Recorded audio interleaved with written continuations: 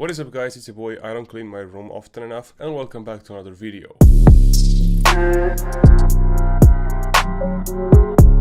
Today I'll be showing you guys how to make a few snare rolls for your aggressive trap beats, I suppose. These can work with any types of beats if you know how to use them, so without any further ado, let's just jump into it. So I spent quite a little bit of time trying to prep for the video, trying to figure out a few patterns. I've got a few, so let's just listen to them.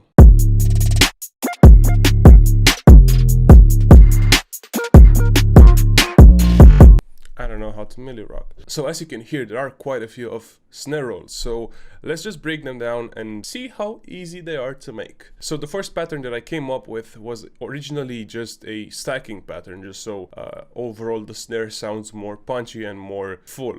It sounds pretty normal until the end. Initially I didn't know what to do with this one, but I decided to spice it up a bit. So what I did was basically adding the same note that I used before, but on the last beat of the last bar, which is the fourth bar for me.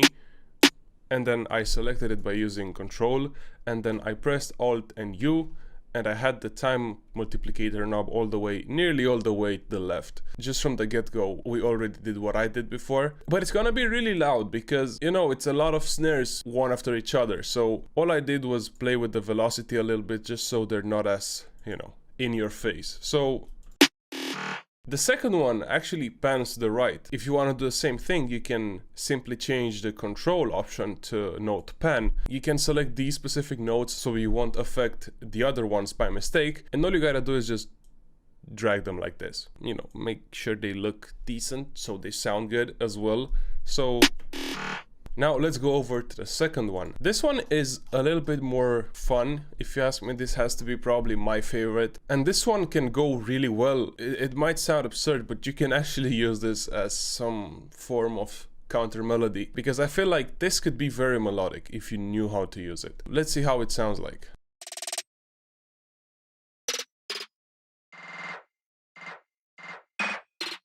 So it might sound bland as it is right now because I didn't really put too much time to actually follow a melody because I don't even have one to begin with. But this one is really nice if you ask me. So it's using the same method. I didn't pan this one, so it's even easier. So once again, you just need to create a new note, select it, Alt U, and then play with the time multiplicator so it's not as stuttery.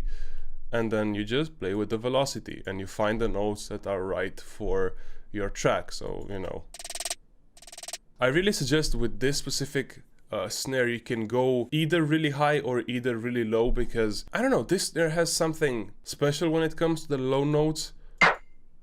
I don't know, it's just nice. Now the third one, it's actually used in a lot of, I would say 2013, 2014 like hybrid trap songs, and this is usually used before a switch up or a bridge or something, and it goes for longer than what I actually have right now.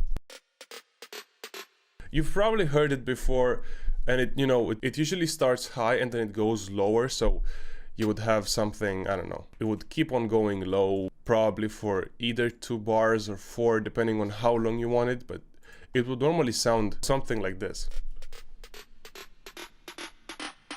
The reason why I didn't have it go for as long was because it was kind of fighting with the other snare rolls, and then again, this was more of a showcase rather than an actual structured beat. But how actually do you do this? Let's just mirror what we have here. So you'll need a simple one-step note, one more, like this. So now what you need to do is actually highlight the first note and then press Alt U once again, and now tweak the knob until the note is divided by 4.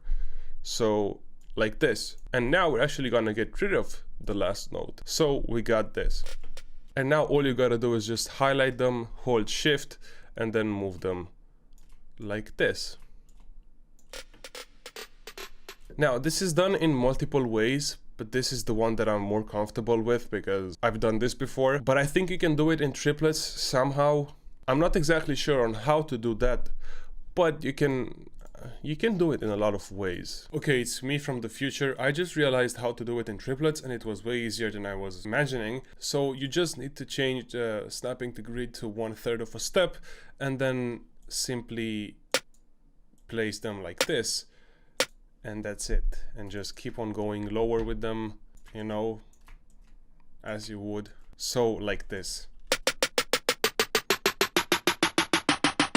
I don't know why I didn't realize while recording the video, but now you know. Now let's go over to the last one, which is actually quite interesting because I haven't done this before necessarily. And if you recall my Plucky 808 tutorial, which is how to do this basically,